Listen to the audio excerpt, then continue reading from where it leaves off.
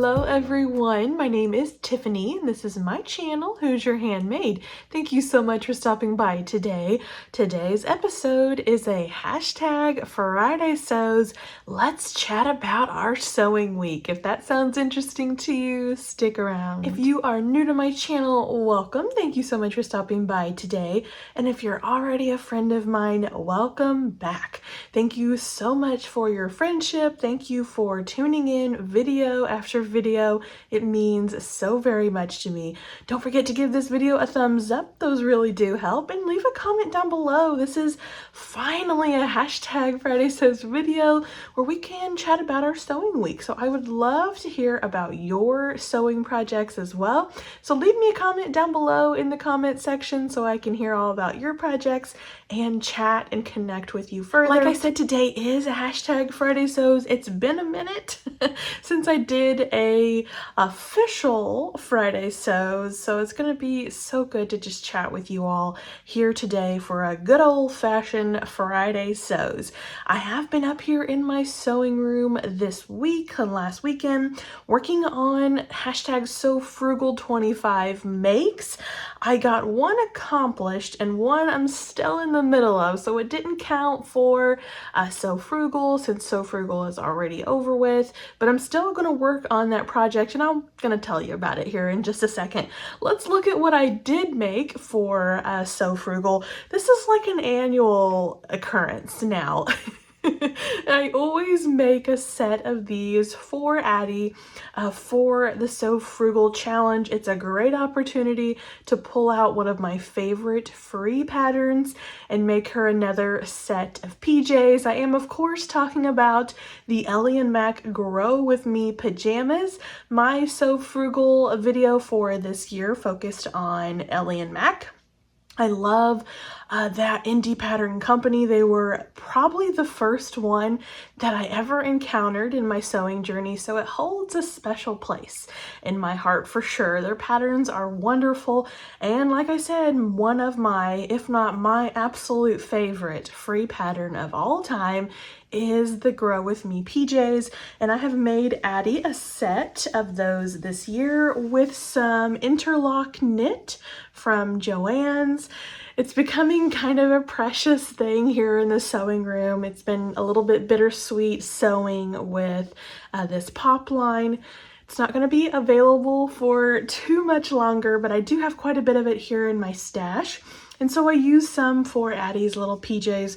I've made her the size 5T and they're plenty big. She's gonna have plenty of room to grow. Put in a little bit of a label there. This is something that I always do on Addie's garments. I make a label out of the fabric because they're a little softer. They're on the back of her neck. So just really cute. You can see the color blocking options you have. And of course I have the pants as well. Really fun pattern. This is a really great one. This is something that you want to sew when you don't want to use very much brain power. It's so easy. The pants especially are so simple to put together. Putting the elastic in is so simple. Another little label there on the back of her pants, and I did do the extended Grow With Me cuff here on the bottom of her pants. I don't tend to do it on the sleeves. I'll show you. These are the normal pattern piece for the sleeves here. They give you an option. You do not have to do the Grow With Me cuffs on the legs or the top, but I like to do it on the legs. They really extend the use of these pants. And like I said in my Sew Frugal video, don't box yourself in with thinking that this pants pattern is just for PJs. These would make great joggers if you would use the smaller cuff pattern piece here at the bottom. These would make great joggers or, you know, little leggings that could go under a little one's skirts or for little boys as well. This is a unisex pattern, so you could definitely make these for both genders. I have made actually a set for my little nephew and they worked out really great for a boy as well. what can I say? I love that pattern so much. I will forever be suggesting it to people, especially the busy working mama, or you're just, wanting to find a pattern that's going to grow with your child or your grandchild, helping your daughter or, daughter-in-law not have to buy so many different sizes of PJs for the grandkiddos. What a great pattern.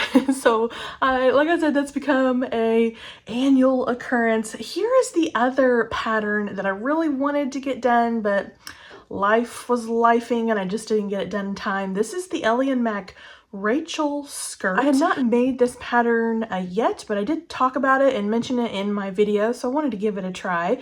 This pattern is made for knit or woven fabric, so I haven't actually picked out any fabric yet. I have put the pattern together and I did trace it off. Here's my suggestion for my experience thus far with the Rachel pattern. I feel like the Rachel skirt was one of the very first Ellie and Mac free patterns. It is very simple.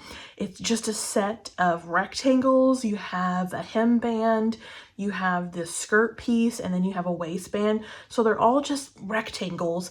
However, it's very hard to differentiate between sizes on this pattern. Completely honest with you guys, this is my honest review. If I was to do this again, if I was to print out this pattern again and trace off a size, I would go into my laptop and utilize layers. I believe that Rachel skirt does have layers.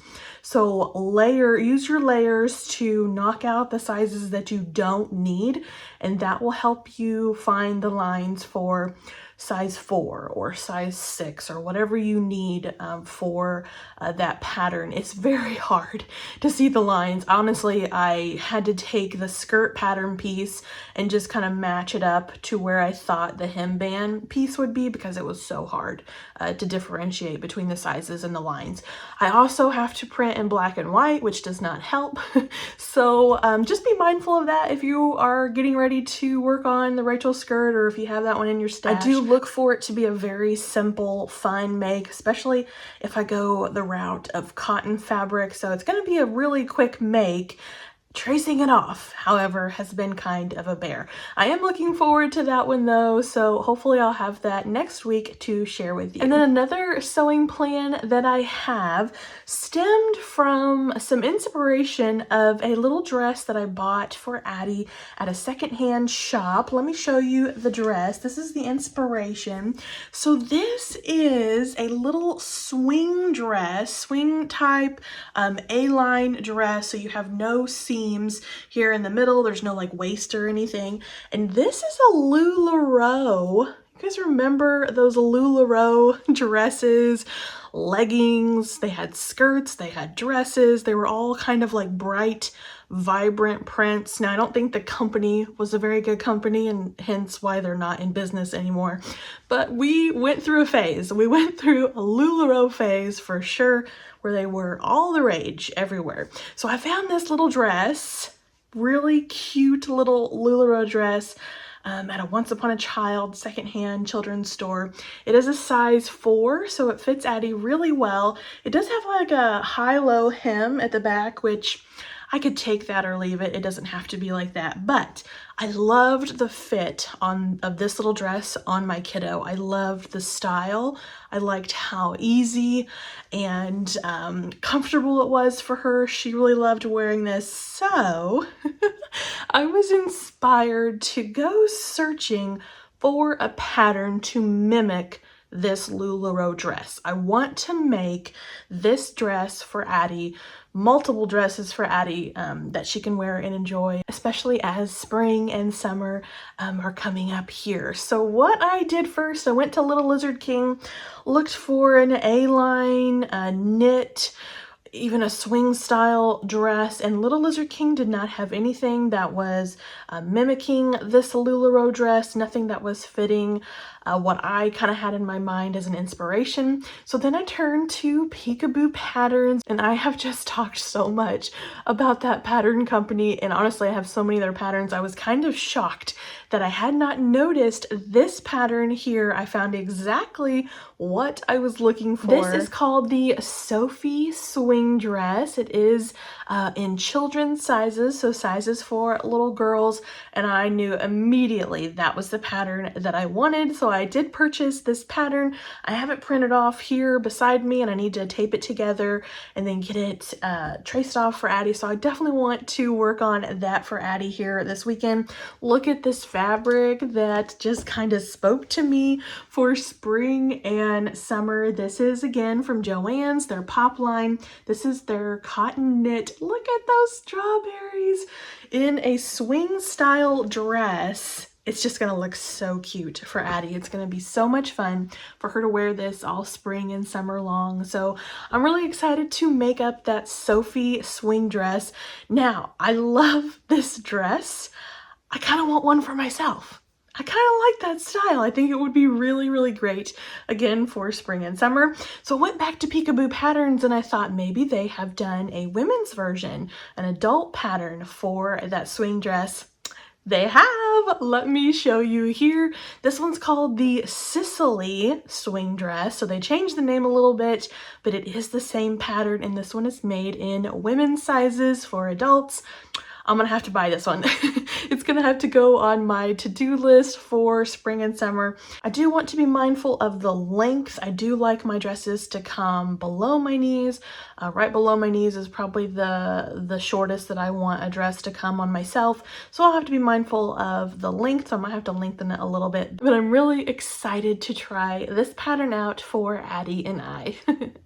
Another big sewing event coming up here in the month of April is Easter. Easter is late this year. It's not until the end of April, the 20th or something like that. So I have some time, but I want to go ahead and get a jump start on that Easter sewing. I'm not going to talk about that too much today. I do want to do a video here soon about my April sewing plans, and I have plans for Addie's Easter dress. I have a vision in mind, and I have a pattern picked out, so I'm good to go with that. I need to finalize fabrics, and I also have one in mind for myself. Last year I did get a new Easter dress made for myself. If you'll remember, I made the Styla Abingdon dress. I believe it was the Abingdon dress. It was really beautiful. So I'm kind of wanting to make something new for myself again this year. So we'll see. We'll see if I can get all of that accomplished. So subscribe if you have not done so already. Hopefully my Easter sewing plans will be coming out soon. And that's what's been happening in my sewing room on my front. Mom, of course, has been up here a few days with Addie again this week. She's made some good progress on her flower quilt. She's got another 2 of the large blocks done, so she'll come back and show us that progress hopefully soon. I like having her with me to do videos. It's really so much fun to be able to sew with my mother. As far as life goes, it's quieting down a little bit. Maybe you can tell. We're getting a little bit more even keeled around here. I'm doing some more sewing, back to doing some more videos, so I'm so thankful for that. I need this outlet. I love chatting with you guys and connecting with you all about our love of sewing, and I love being up here in my sewing room. It is very therapeutic to be able to get back to some sewing, so I'm really excited about that. As I record this video on Thursday evening, we did have some bad storms that went through our area last night, Wednesday night, and even the last couple of weeks. We've had some really strong storms that hot, then cold, then hot, then cold temperatures are just bringing the storms very close to our area. My father-in-law up the hill from where we live had a lot of trees down, so it was a little bit scary. We spent the night in the basement. Thankfully, we have a wonderful basement and the Lord protected us. So I hope that your area was not affected, and if it was, I hope that you are safe and your family is okay and you didn't sustain any injuries or anything. These storms are nothing to take lightly, for sure. You definitely want to be prepared and be able to be weather aware and have a plan in mind. That's been so apparent here in the last really last month, having the basement ready and just being prepared to go down there. It's a big deal here in the Midwest. You never know what kind of weather you're gonna get, and it's especially volatile this year for sure. So thankful that God protected us, and might have a little bit of water. It's gonna rain most of the weekend, but hopefully we won't have any damage from any more storms. This has been really good to chat with you guys. I don't know if you can tell, but it's really just rejuvenated my spirit to chat with you. So do leave a comment down below. Let's chat about what you're sewing. I would love to hear from you. Thank you so much for watching, everyone. I will see you in the next video. Have a wonderful weekend. Take care. Bye-bye.